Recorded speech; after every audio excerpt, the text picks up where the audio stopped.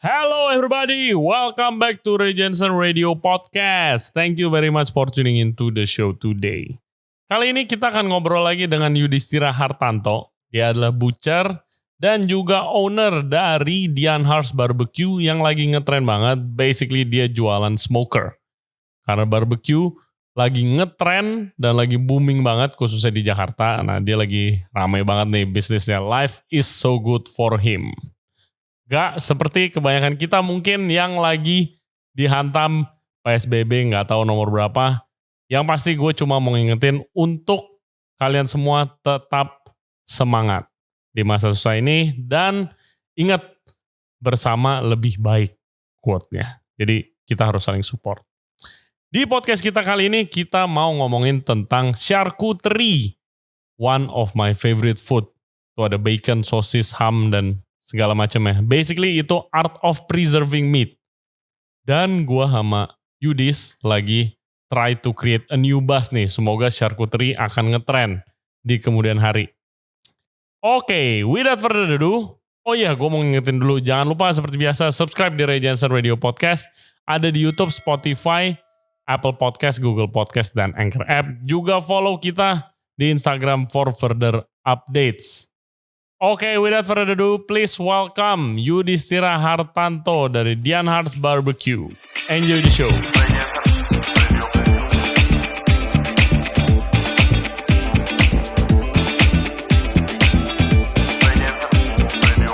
Yudhistira Hartanto, welcome back to the show. Dia adalah owner dari Smoker Dian Hart's Barbecue yang lagi hits banget sekarang. Business must be doing well, brother. No, well, it's too much. Yeah, well, business actually quite good sih, Smoker Dian Hart's. Thank you udah mau balik lagi. Lu kemarin cerita katanya lagi ramai banget nih Dian Hart's. Amin, puji syukur, yes. Thank you juga, gue udah diundang balik lagi.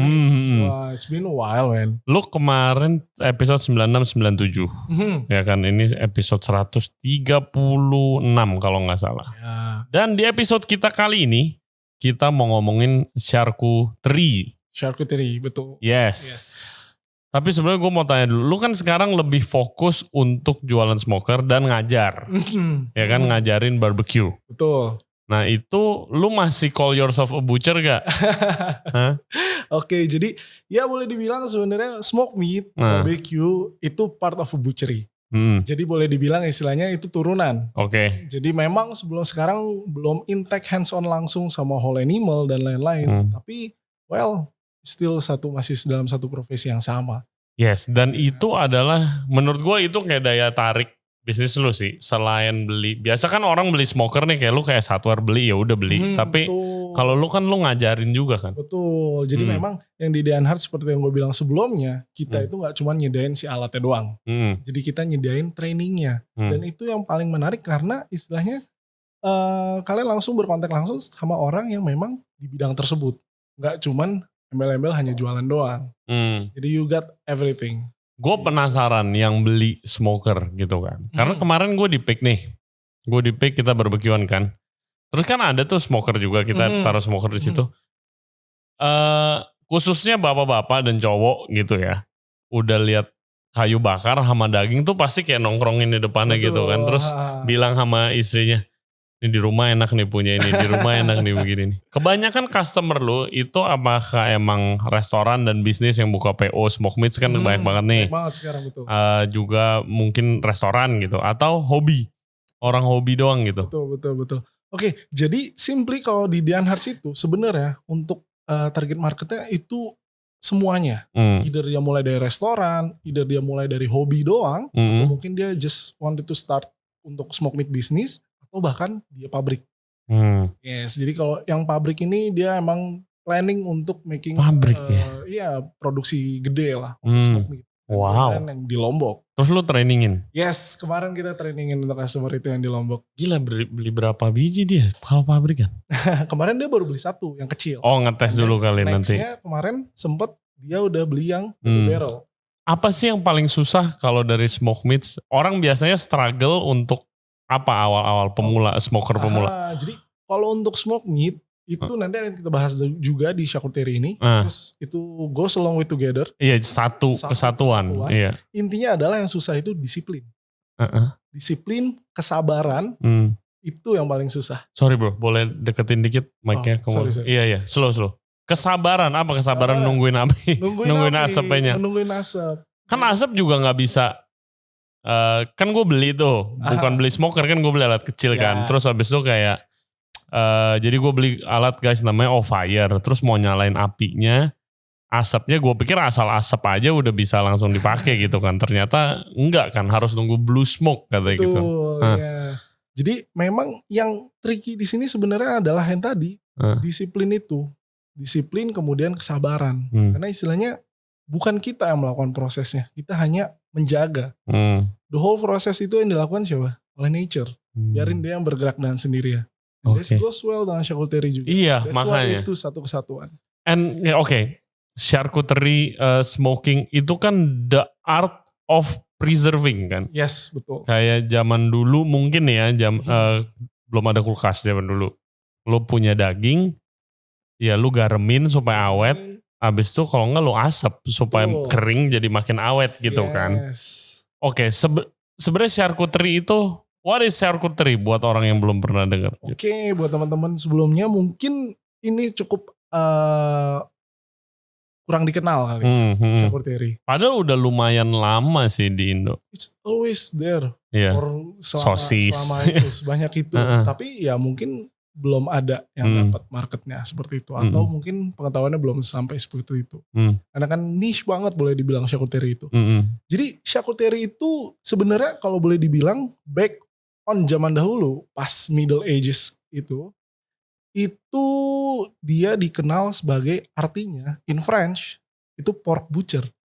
Charcutier. Oh, charcutier, iya. Charcuterie is the product and then the person who made the product called charcutier. Dan charcutier itu artinya pork butcher. Jadi basically si butcher ini dia yang memproses atau membuat produk dari si pork itu. That's why kalau dibilang mungkin pernah baca charcuterie itu lebih banyak involved dengan pork. Ya, tapi betul. Kalau seandainya dibilang apakah pork hanya produk untuk charcuterie? No, it's not. Iya, enggak. Iya kan, tapi kayak ada juga charcuterie sapi gitu, ada juga kan. Bebek. Jadi charcuterie itu yang tadi, it's an art atau teknik untuk seasoning, and then processing, dan preserving the meat. Itu charcuterie. Without cooking it? Apa gimana? Dan proses cookingnya itu dilakukan secara natural. Let the nature do it. Same goes with barbecue. Yes, iya makanya itu tadi yang kita bilang kan. Dan kalau belum tahu guys, produk-produk charcuterie itu sebenarnya ada di sekeliling kita gitu kan. Sosis itu salah satunya yang paling gampang. Sosis itu produk charcuterie. Mau sosis ayam, sosis sapi, it's a form of preserving gitu kan. Oke. Dan bacon. Dan smoked beef. Iya kan, smoked turkey, smoked chicken. Ada bisa ya? Iya. Jadi sebenarnya boleh dibilang charcuterie itu ada di sebelah di sekitar kita. Cuman kita nggak notice aja. Nah, menurut kenapa itu menurut lu sendiri? Kenapa nggak dinotis gitu? Kenapa nggak dinotis? Dan kalau restoran tuh selalu, ya gue sih paling demen ya kalau misalnya ada charcuterie platter gitu kan, biasa kalau di tempat nongkrong ada gitu. Tapi kan biasanya itu nggak ada yang pesen cuy. Yes, jujur lebih honest itu emang kenyataannya seperti itu. Karena boleh dibilang untuk di luar charcuterie itu atau known as delicatessen itu sebenarnya come from a word. Itu dari Romans they took it in the first place. Mereka yang entah ngotot atau apa, pokoknya Romans always be the first kan. Yes. Jadi itu come from a word delicatus. Words meaningnya itu adalah delightful. Jadi like untuk pleasing. Jadi delicatessen itu adalah jenis-jenis makanan to please yourself. And charcuterie is part of it. Iya sambil wine itu. Event, party, table grazing, terus charcuterie platter to please yourself.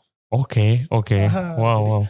Kenapa di sini enggak? Ya somehow boleh dibilang even di luar pun itu masih lumayan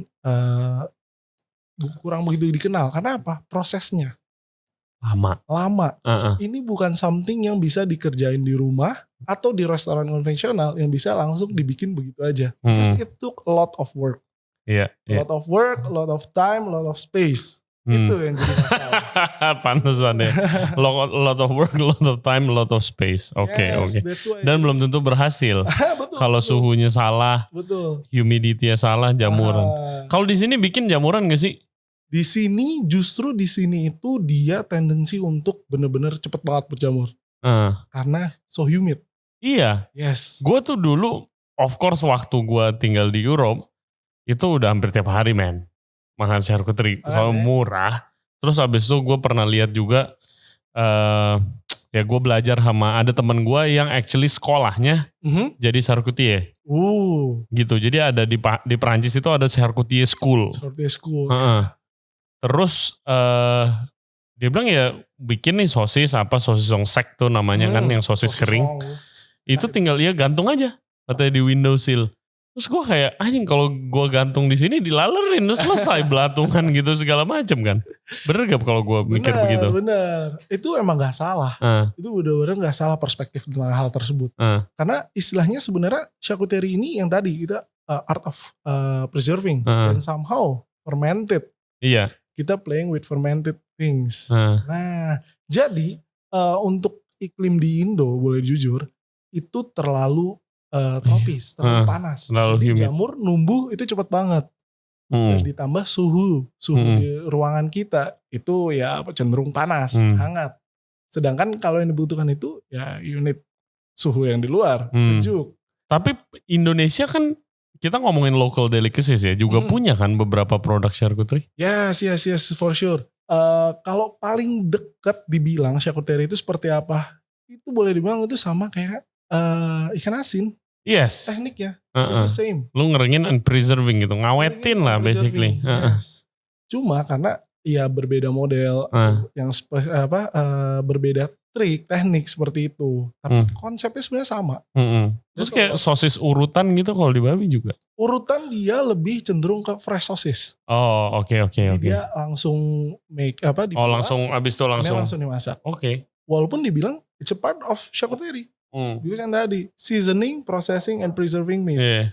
Dan dia juga prosesnya biasa dibakar, grill, barbecue. My God. Terus lu kapan lu mulai ke-expose sama dunia charcuterie? Charcuterie, oke. Jadi charcuterie pertama kali gua hands on langsung dengan produk ini itu back pas di Locavor. Oke. Yes, dan itu di local parts-nya. Jadi there's a lot of good memories over there. Ya ditambah juga ada lelucon-lelucon. Ya, jadi the first hands on itu pas di local parts. Jadi kita making our own range of charcuterie. Starting dari biasa paling banyak produk itu pork memang. Tapi kita coba buat untuk produk yang lain juga. Which is kayak beef, duck, and then goat juga. Goat. Wow. Oke. Jadi sebenarnya kalau dibilang itu first time experience-nya. Dan starting from that time, I was falling in love with it. Oke. Butchery and charcuterie and smoking meat stuff dan lain-lain. Nah, lu waktu di tempat restoran seperti itu, lu punya room berarti yang emang udah diatur humidity-nya, kelembapannya gitu, airflow-nya gitu. Betul. Buat create the perfect environment supaya bisa diawetin di situ gitu. Jadi kalau untuk yang kayak seperti di luar, mereka memang punya space, bentuknya kayak ruangan. Tapi sedangkan untuk yang kemarin di local parts, we only have chamber. Oke, chamber. Kayak kulkas. Nah itu control environment lah. Environment seperti itu. Nah, iya, nggak harus ruangan sih. Paling close dry ager. Iya. Tapi itu mahal bro. Ya dulu local parts dia punya sebelum dry ager nongol. We have it already. Jadi memang di situ dia benar-benar kontrol semuanya. Untuk humidity, temperatur, pH dan lain-lain itu semua diatur di mesin itu. That's why it's quite costly. Yeah, wow. Dan lu inget gak waktu pertama kali lu bikin apa? Pertama kali gue bikin itu langsung dijejelin semua hal. Oke, jadi pertama itu pasti belajar dari how to cut the whole pork. Proses semuanya. Karena charcuterie itu you need the fresh meat product dari awal. Cannot use barang yang udah berapa lama gitu ya. Harus fresh. Karena Ntar mau diawetin lagi apa gimana? Betul, karena istilahnya untuk bahkan mulai dari slaughternya pun itu udah harus benar. If there is blood over there yang killednya salah, itu bakal rotten the product. Busuk ya? Yes. Jadi mulai dari proses datang sampai kita jadiin itu produk untuk yang produk tertentu, itu udah harus benar. Oh. Yes, karena kita mau make it ya bentuknya nice in the first place kan. Kemudian kita juga going to preserve it for a long time. Jadi kita nggak mungkin asal-asalan. Karena kalau seandainya kita salah dari awal, well, going to fucked up for the rest prosesnya. Jadi you have to be discipline dari awal. That's about butchery-nya. Dan lo pernah nggak udah bikin nih, busuk gitu? Pernah, of course. Soalnya cerita gue itu gue lagi di Kado. Dia tuh selalu bikin di Copenhagen, tempat yang terakhir gue kerja, itu dia bikin pork belly di aging 3 weeks pakai beeswax sama brown butter. Gitu, jadi brown butter sama beeswax dilelehin, pork belly dicelupin, terus udah dibiarinin digantung dingin gitu kan. Nah terus ada satu hari yang mungkin salah butternya kali ya, butter bekas dipakai atau whatever. Busuk, bau banget men. Jadi kita satu hari pagi masuk, wah gila ini baunya apaan. Gak taunya ya itu rusak semua barangnya. Semua pasti. Iya, lu pernah ada cerita kayak gitu? Kalau yang tadi itu dia boleh dibilang itu untuk coating. Kalau lu pernah ngeliat yang dry aged beef yang dia di coating sama butter atau fat, random beef fat, itu one of the option. Itu supaya nge-prevent keringnya gak terlalu banyak. Iya. Itu one of caranya. Karena nggak dry age kan kering kan. Bikin lu buang banyak ya. Biasanya yang bagian paling akhir gak kepake. Tapi dengan butter itu dia kayak nge-coating. Nah kalau yang happens to be yang gue waktu itu udah bentuknya jadi kayak sosis. Kita bikin itu modelnya itu like chorizo, salami, sosisong kayak gitu. Gagalnya itu biasanya luarnya itu terlalu kering. Sedangkan dalamnya belum mature enough. Itu kepanasan apa gitu? Biasa itu di luarnya itu udah terlalu dingin suhunya. Oh gitu. Dan biasa di luarnya itu terlalu kering humidity-nya. Jadi dalamnya itu bagian tengahnya itu gak enough time buat dia jadi mature, buat cook. Jadi itu yang biasa jadi problemnya. Humidity and temperature. Nah, buat listener kita yang di rumah nih, kan paling familiar kalau di sini itu bacon lah. Ada beef bacon, ya kan, dan juga ada pork bacon. Kalau lu misalnya coba jelasin cara bikin bacon, biar kebayang nih listener kita. Jadi istilahnya kalau misalnya mungkin ini pertanyaannya lebih ngarah kayak untuk pemula. Iya pemula. Apa sih yang mereka perlu lakukan kalau seandainya mereka mau trying to involve in charcuterie? Gue trying to create a new trend, charcuterie trend. Karena dengan tren barbecue ini, sekarang kan gampang banget nyari beef brisket. Gitu. Oh man. Dulu sebelum ada tren ini, lu mau cari di mana? Betul. Itu ya, itu salah satu. Walaupun sekarang lagi tinggi banget. Tapi ya betul. Yang Ray bilang istilahnya daging brisket sekarang nyari banyak banget. Dulu orang gak ada yang tahu. Kayak smoked pork butt misalnya, shoulder gitu. Oh, nyari di mana dulu? Mana ada? Nggak mungkin. Mau ada juga, lu harus nungguin event.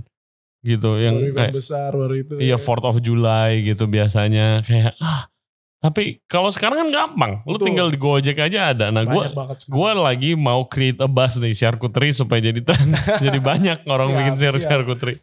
Iya tapi yang tadi sih untuk yang mungkin untuk yang beginner awal dia mau coba untuk bikin charcuterie sendiri.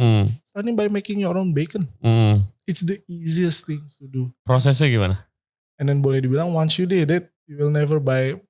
Iya emang sih. Emang gue sempat bikin itu emang ya. Emang kalau bikin sendiri emang lebih enak sih ya. You know what you put, lu tahu lu masukin apa aja, lu taruh bahan apa aja, lu tahu dan somehow resultsnya wow man. Somehow kayak di rumah gue mereka udah gak pernah beli bacon lagi, punya gue aja. You make it into everything. Oke, jadi simply kalau seandainya lu planning untuk bikin bacon sama untuk beginner, simple banget. You can search it in the Google dan lain-lain, resepnya banyak banget. Itu simply just buy the whole slab pork belly. Atau short plate beef. Tapi beef itu jauh lebih sulit dibanding pork. Apanya? Karena dia lebih tebal. Waktunya pun lebih lama. Oke. Jadi kalau untuk bacon biasanya itu lu pasti preserve dengan salt.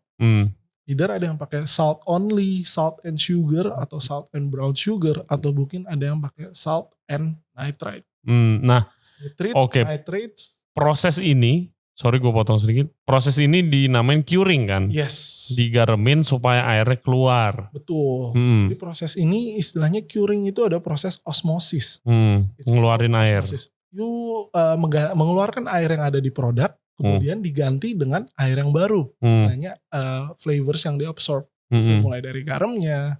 Karena kan kalau dilihat kalau kita kayak garamin sesuatu, turns wet kan. That's osmosis. Di curing itu dia merilis semua cairan yang ada di dalam produknya. Kemudian dimasukinlah flavor dengan air yang baru. Dan somehow salt itu gitu. Membantu preserve the product. Yes. Kalau dulu gue bikin pakai thyme. Gue rub juga thyme-nya. Iya, buat masukin rasa itulah saatnya gitu kan. Idealnya what you need is only a salt.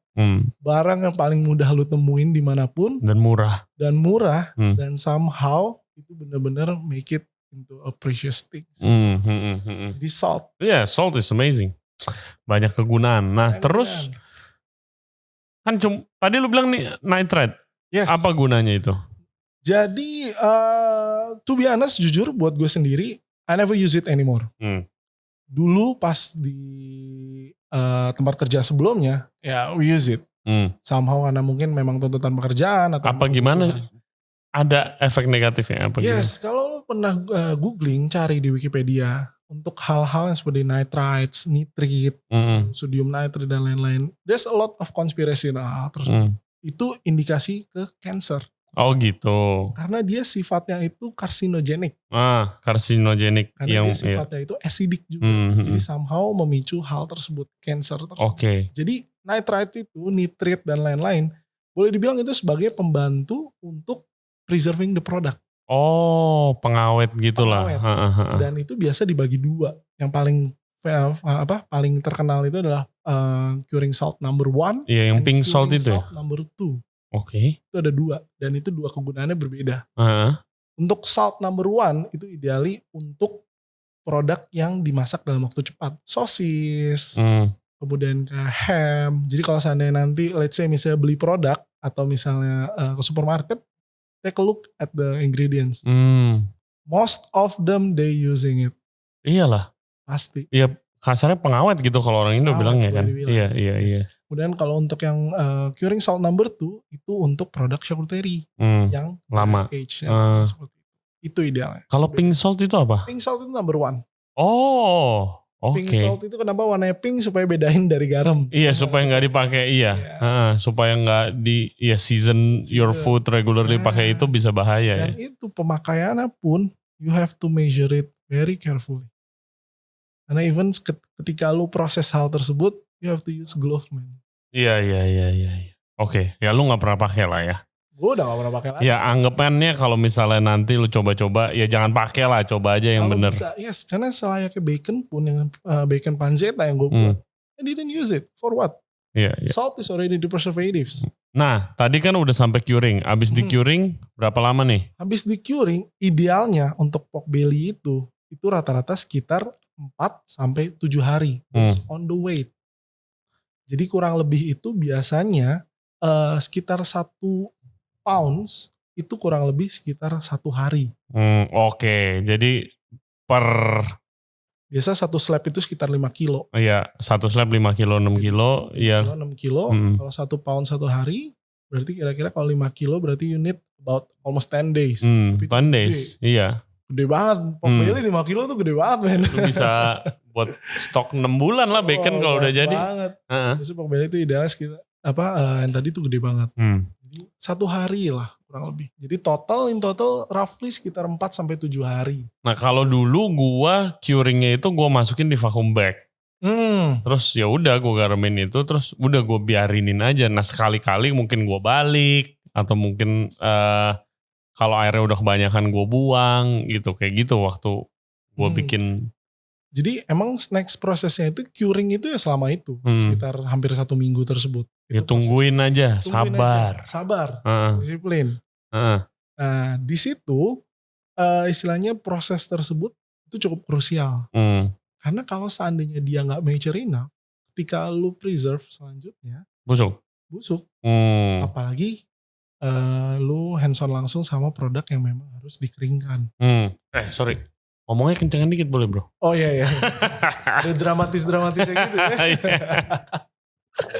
Oke. Iya, jadi curing itu first step pertama yang you have to done it right juga.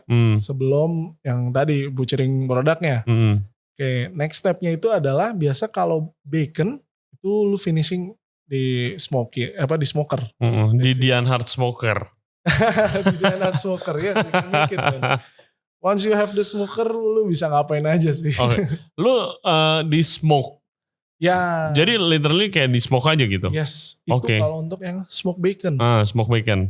Tapi kan ada juga yang nggak smoke bacon. Iya ada juga yang nggak smoke bacon. Dan itu another level. It's called pancetta. Iya. Yes. Kalau lu ya restoran Itali biasanya pakai pancetta kan. Biasanya kalau restoran yang proper gitu ya. Proper betul. Kalau terakhir udah nurunin cost pakai smoke beef.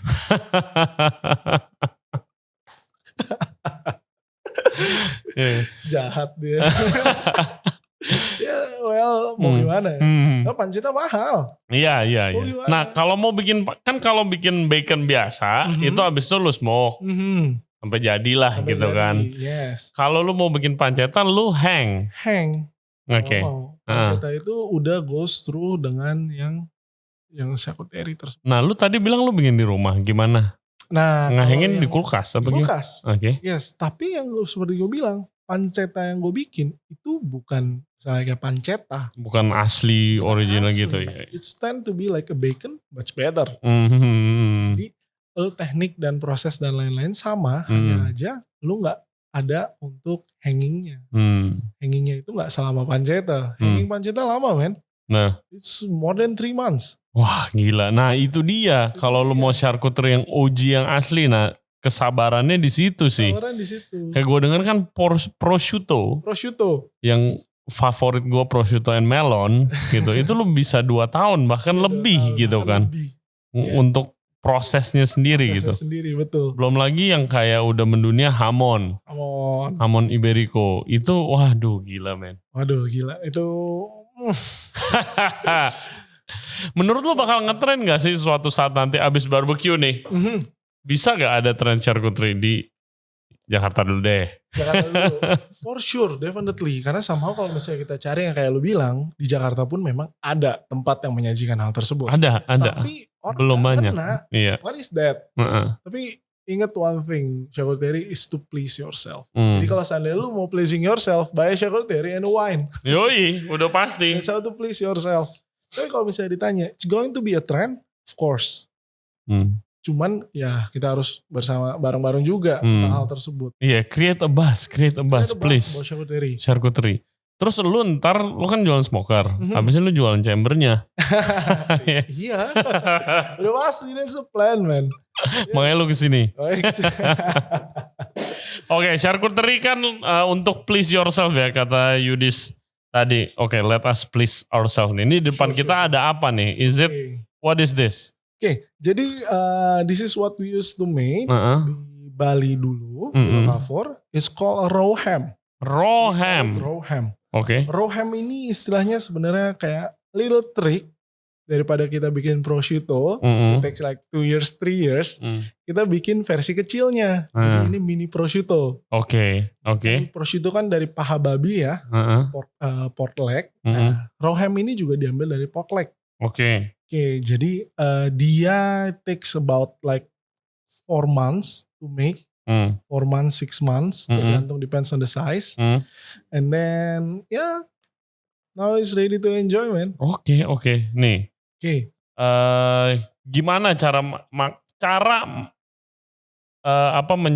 tahu kualitasnya bagus apa enggak, gimana yang tadi lu jelasin ke gua? Oke, iya. Jadi kalau untuk ngecek charcuterie sambil gua makan ya. Ya, of course. Jadi kalau untuk ngecek charcuterie, before you eat it, make sure lu lihat dulu ke atas, ke lampu-lampuin, dia harus see through. Oke. See through. Dia harus light itu kayak harus lewat. Kenapa? Karena kalau seandainya dia tebel, wah lu gak suka deh pasti. Oh gitu. Dia harus tipis. Karena flavorsnya itu intens banget men. Karena dia flavorsnya intens banget. Dan somehow dia kalau tebelan, you cannot enjoy it. Ini di smoke gak sih? No, it's not smoke. Just hang doang. Tapi ada smokinya ya? Ya itu produk dari hasil fermentasinya. Oke.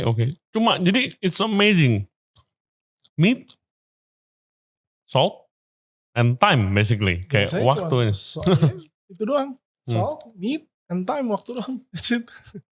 Sisanya the rest of the things if you want to put kayak ya seasoning, terus herbs, spices gitu ya. Itu you can create by yourself. Tapi intinya adalah yang penting adalah fresh meat atau daging yang bagus. The better you meat, the better the result. Yeah. And then salt for sure, lu ratio, kemudian proses yang benar semua segala macam sama waktu. Kalau produk ini bisa basi gak sih? Kalau udah gini? Bisa. Produk ini bisa basi. Bisa basi dalam artian basinya dia itu bukan basi yang kayak berjamur, kotor dan lain. Karena basically udah jamur. Karena dia udah jamur. Basically it's over. Produknya itu jadi over. Over gimana? Over dalam artian istilahnya flavor yang dia hasilin itu udah rasa kulkas biasanya. Gue pernah tuh. Rasanya itu udah rasa kulkas. Itu kalau dia produknya udah lama. Ya kalau lu nyimpen sosis atau bacon di freezer khususnya di pojok udah lama terus lu masak, rasa kulkas. Itu udah rasa kulkas. Terus somehow you cannot enjoy it anymore. Somehow rasanya itu bukannya asem tapi unpleasing lah. Iya. Gak enak. Oke. Terus karena kan istilah boleh dibilang ini kan produknya sebenarnya makanannya udah basi men. Iya. Yang enak. Tapi ya sama kayak oncom gitu ya. Maksudnya blue cheese. Ada fermentasinya juga iya. Jadi if you feel aromanya dan lain-lain itu udah unpleasant, berarti it's already not good. Tapi kan emang ada charcuterie yang emang funky gitu smell-nya. Yes, tapi nggak sampai benar-benar make it disgusting. What's your favorite product charcuterie? My favorite called Copa. Copa. Apa tuh? Jelasin ke listener kita. C-O-P-P-A. Copa. Copa itu come from the Boston butt. Yes. Shoulder ya? Pork shoulder, pork butt. Jadi dia itu boleh dibilang tadi ranging fat, ratio fat and meat it's perfectly nice. Jadi kalau lihat di ham di sini, boleh itu daging doang kan di tengahnya. Yes. Di atasnya ada fat cap. Tapi kalau Copa di tengah-tengahnya itu ada daging dan lemak dengan atas. Kayak pork belly? Beda, pork belly more fat. Iya, fatnya tebal. Tapi dia modelnya itu kayak apa ya? It's like a brain man. Campur sana sini semuanya. It's Copa. And it took like 6 to 8 months to make. Bikin dong. Kita shoot deh, kita videoin. Kita videoin ya, tiap hari di videoin gimana hasilnya ya. Yeah. Nanti paling ntar kita visualin aja, kita kasih lihat fotonya ya. Wah, what is look like Copa atau charcuterie yang lain. Gue planning ya guys. Kan Uni udah lama sih gue bilang dan udah ada berapa yang nagih juga kayak katanya mau bikin konten masak nggak podcast doang gitu loh. Tapi karena masih ada real job ya kan selain podcast ini belum kejadian. Tapi one of the things I plan, gue udah ngomong juga ke lu kan, butchering house pig, iya kan, kasih tahu tekniknya ya nanti satunya apa pahanya kita, shouldernya kita bikin Copa lah. Betul, yes, ya mungkin itu nanti kalau misalnya kita ada event atau something, make it over there demo. Yes. Oh demo, wah luar biasa. Ya kan, put it, meja cocok sih. Nah, iya. Gede lagi. Oke man, what's your next plan nih? Gimana next plan lo? Masih fokus ke Dian Hearts atau ada rencana balik ke dapur lagi? Of course, Dian Hearts ya memang somehow boleh dibilang it's udah jadi passion ya. Karena memang it's always be a part of me juga kan. Butchery, it's always. Dan somehow I love to teach, training dan lain-lain. Itu seru banget. kemudian ketemu orang baru dan lain-lain, kemudian kita ngajarin walaupun diulang-ulang terus, but each and every trainings itu completely different. Different approach, different situation, different environment dan lain-lain. Itu serunya Dan Hartz. Kemudian boleh dibilang lagi naik daun, naik daun banget. Emang this is the best time to have a smoker business. Jadi dari tahun lalu yang semenjak kita event kesini aja, we sold like 20 something. Sekarang itu udah akhir tahun waktu itu. Sekarang we sold almost more than 40 kayaknya. Wow. Jadi emang baru tengah tahun. Belum, dikit lagi tengah tahun. Udah 40. Luar biasa. Jadi smoker business, ya gue gak mungkin lah. Dan Hartz barbecue. So it's not only smoker. The plan is going to have all the equipment tentang barbecue, grill stuff dan lain-lain. But ya, alon-alon lah. Kalau gak kepegang. Dan somehow charcuterie ini jauh boleh dibilang as a hobby.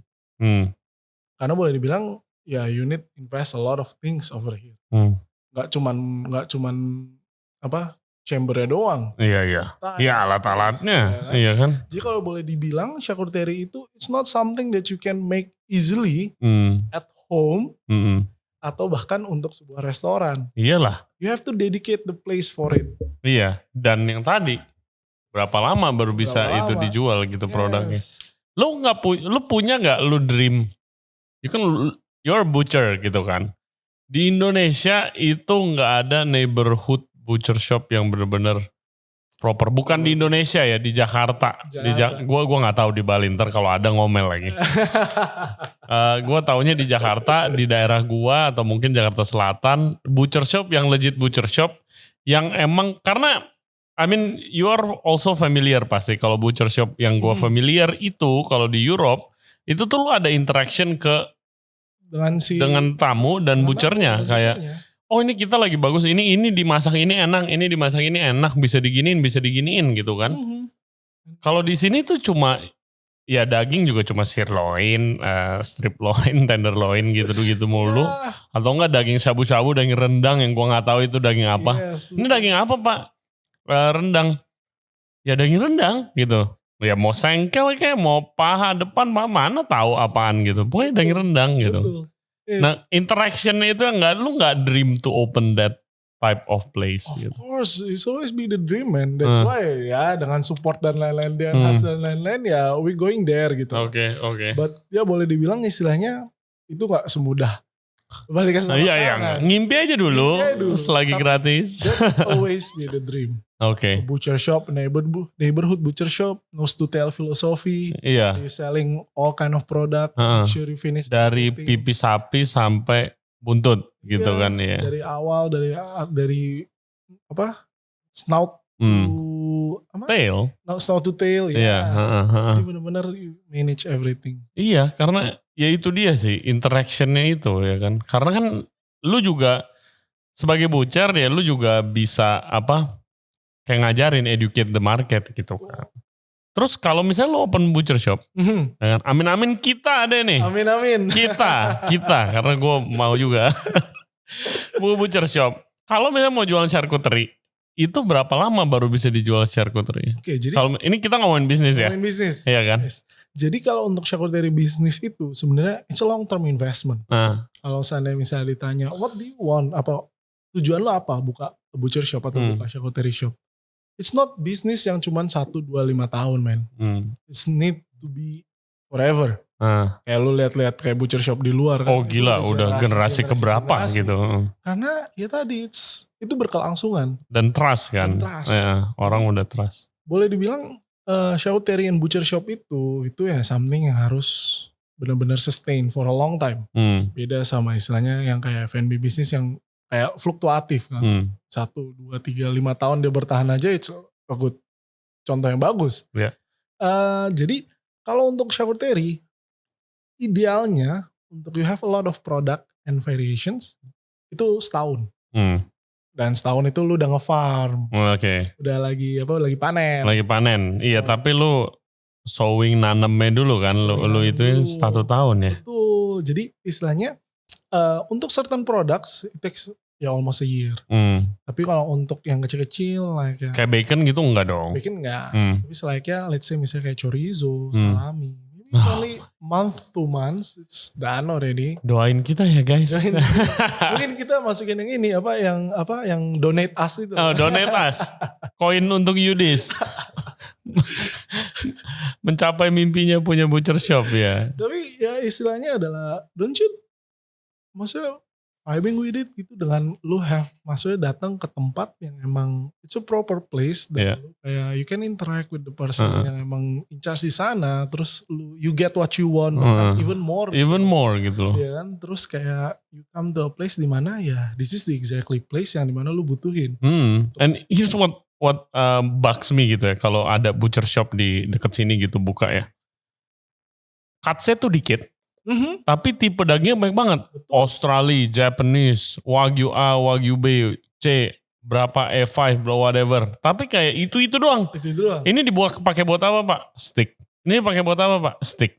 Ini pakai buat apa Pak? Steak. Gitu doang ya. Iya. Rib eye, tenderloin, sirloin. Kayak sebenarnya sapi itu kan a lot of cuts. Yes, sapi, belum babi, belum bebek, belum lamb gitu kan. Kayak dulu oma gue pernah dulu ngajarin gue bikin cornet, corn beef, ya kan, pakai gandik, daging gandik. Nah, kalian pasti banyak yang belum pernah denger nih gandik itu apa? Gandik itu daging sapi, ya kan? Sapi, gandik. Eye of round, gue bilangnya kalau Inggris. Iya, itu bagian paha di paha sapi. Oke. Nah, kata ini kalau bikin cornet pakai gandik enak gitu. Nah, kan daging-daging begitu nggak kelihatan, semuanya dipotong jadi daging giling atau. Yes. Itu gandik. Itu daging yang paling sering dijadiin sirloin. What do you mean sirloin quote unquote gitu? Jadi gandik itu bentuknya dia panjang, lonjong, bentuknya nice shape. Iya. Dan looks like a sirloin atau bahkan tenderloin. Iya, benar-benar. Looks mirip-mirip. Biasa digantung. Itu bisanya dagingnya gandik. Khas dalam bilangnya iya. Sebenarnya gandik. Bagian bener juga. Yes. Karena mirip banget tenderloin kan. Nah itu dia kan, kalau misalnya ada butcher shop yang emang ngerti gitu kan. Proper dan lain-lain ya, kita gak mungkin lah playing with those things. Iya. Oke, gua aja ke pasar ya. Gua ke pasar. Gua gak bakal kasih tahu pasarnya di mana karena tahu ada yang niru. Tapi kayak butcher. Pertama kali nih gue visit butcher. Gue mau beli makanan daging buat masak buat anjing gua. Jadi gue mau nyari daging yang murah aja gitu kan buat anjing gue. Terus kayak, Pak beli dong daging sapi segini-segini. Oh ya pakai bon ya, gue bilang gitu. Terus kayak, bonnya mau berapa nih harganya? Gue kayak lah, ya harganya berapa Pak? Oh ya harganya sih segini. Tapi biasanya kalau minta bon minta dinaikin. Anjing, gue bilang enggak, ini buat diri saya sendiri. Gila gue. Lo ngerti kan, orang yang biasa suruh nitipin belanja markup. Yoi. Jadi itu sih sayangnya ya, knowledge tentang butchery itu something yang memang orang kesampingin. Apalagi niche banget yang memang mereka bergelut langsung dengan dunia charcuterie. Yes, jangankan charcuterie, butcher yang bener-bener butcher gitu ya, bukan yang cuma tukang potong. Beda loh. Beda, of course, ya kan. Sama aja mungkin kayak tukang masak sama chef gitu kan, beda gitu kan. Kalau butcher kan you have the knowledge and you can prepare it as well gitu kan. Itu juga nggak banyak. Gue cuma kenal lu doang di Jakarta. Sepertinya ya. Pun gue juga merasa gue doang. Sebelumnya ya yang teman-teman dulu kerja gitu. Tapi so niche man. Bahkan kalau ditanya gue disuruh cari apprentice. Who should I? Gak ada. Oke, kita panggil coba nih listeners, kalau ada yang interested butchery atau charcuterie atau emang udah pernah kerja jadi butcher dan atau lagi kerja, please drop us a comment, drop us a DM. Instagram lo apa bro? Yudhistira Hartanto, boleh DM dia tuh langsung kalau mau nanya-nanya butchery atau charcuterie atau mau pesen smoke meats. Instagramnya Dian Hearts Barbecue ya. Yes, nanti kita kasih semua description-nya. Well bro, thank you very much for coming to the show. Really fun. Habis ini kita habisin nih.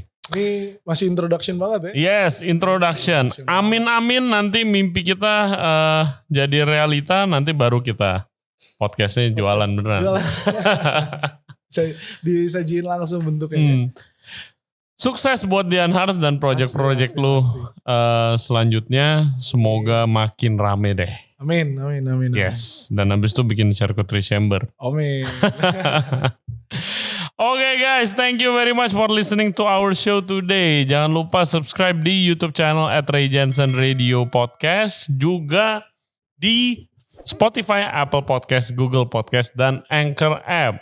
Follow Yudhistira Hartanto di Instagram dan juga Dian Hart's Barbecue untuk all your smoker Barbecue equipment. and barbecue equipment, dan diajarin. Training, jangan lupa diajarin.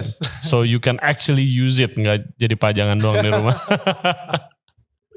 Betul. Okay, see you soon, brother. For sure. And we'll see you next time, guys. Bye-bye. Bye. Thank you. Thank you.